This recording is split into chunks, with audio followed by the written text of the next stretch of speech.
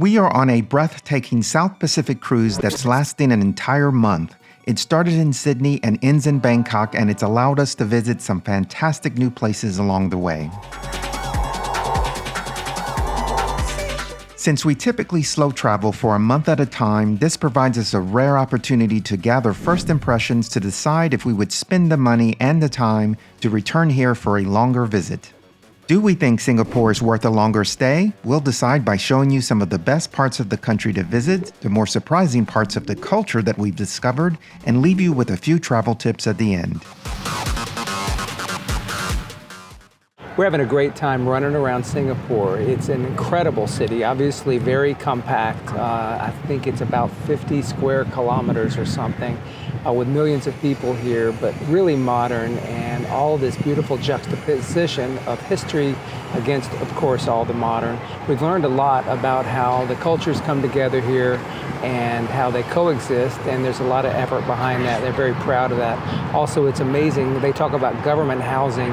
It's about 87% of the people are in government housing because it's so expensive.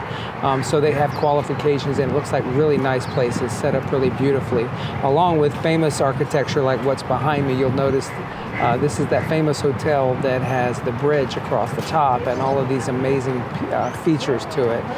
Many people don't know they're actually about to build a fourth tower on that side over there. So look for that, I think, in 2026. So it's a really neat city.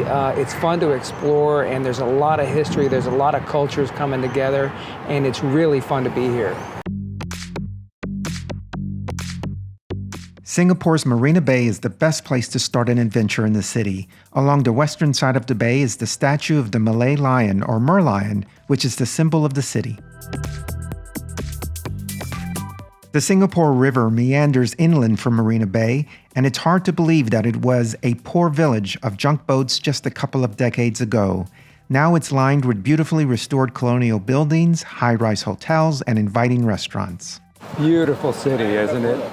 Behind me is the Malay lion that protects the city, and of course is spitting water out to the world to protect all of Singapore. So we're here next to the Malay lion near the Singapore River in the great country of Singapore, and it just kind of encapsulates everything you've heard about Singapore. So you see around me, there's people of all different cultures dressed in all kinds of really cool ways.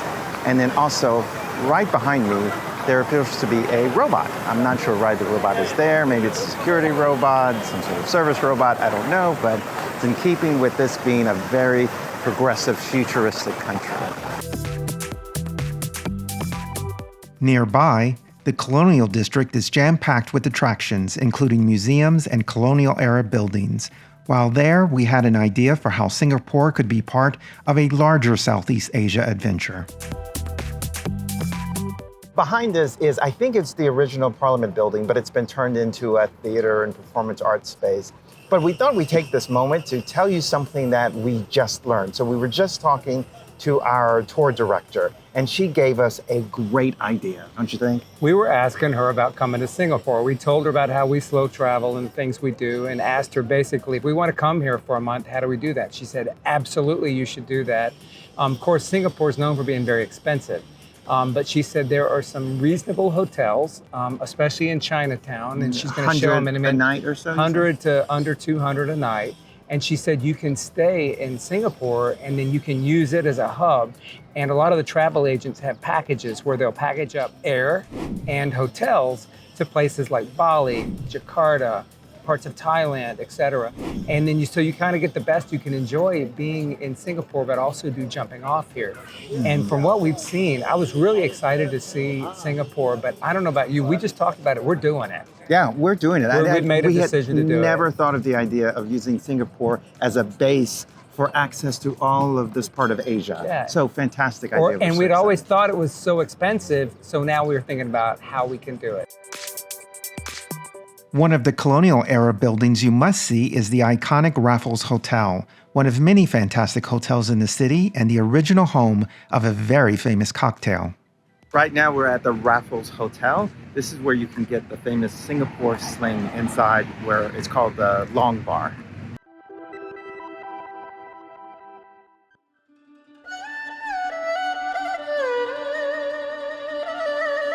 Located just south of the river, Chinatown is perhaps the most authentic of its kind on the planet and is particularly vibrant.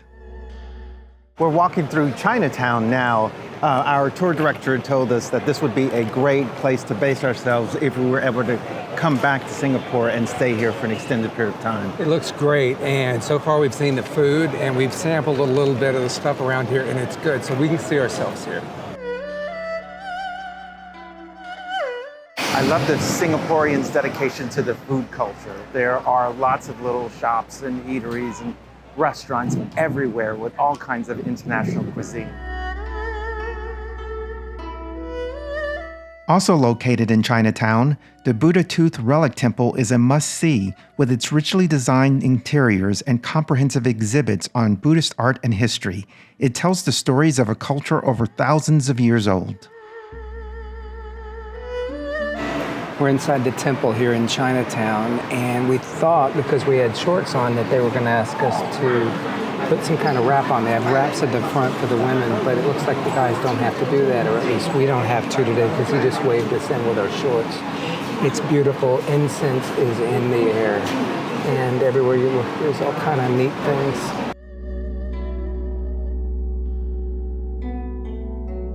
This temple has a relic they call the Tooth of Buddha, and it's supposed to be the tooth of the Buddha. So they bring it out only once a year on the Lunar New Year. So when you're here for that, it's a big ceremony and part of the celebration that they have here in the temple.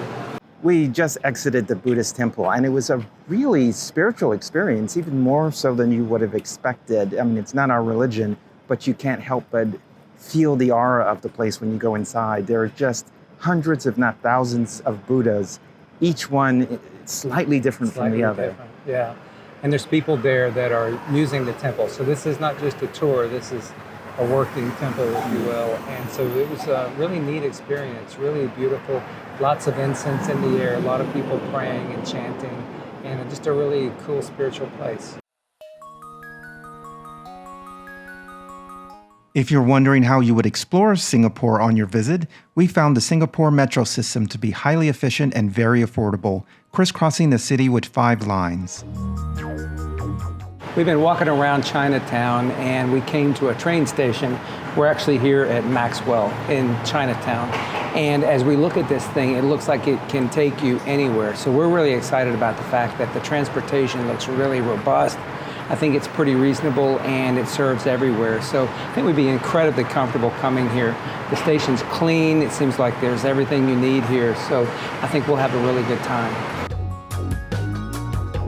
And there is so much else to see in the city. Singapore is famously known as the Garden City, a vision introduced by its Prime Minister who wanted to transform Singapore into a city with abundant lush greenery to make life more pleasant for the people. It certainly has been a delight for us as visitors. We promise to see you again, Singapore. Our next stop is Jakarta, Indonesia. Look out for that video.